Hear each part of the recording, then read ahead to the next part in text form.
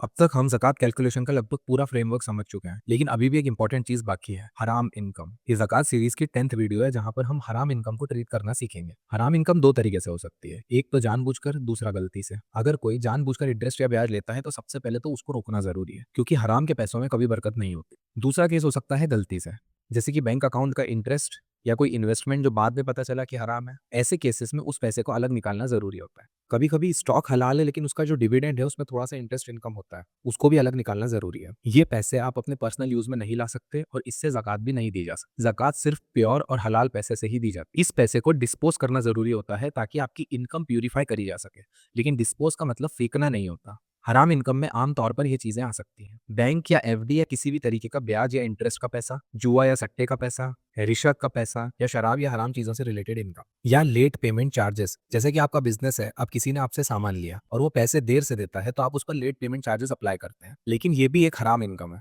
इसे भी हटाना पड़ेगा।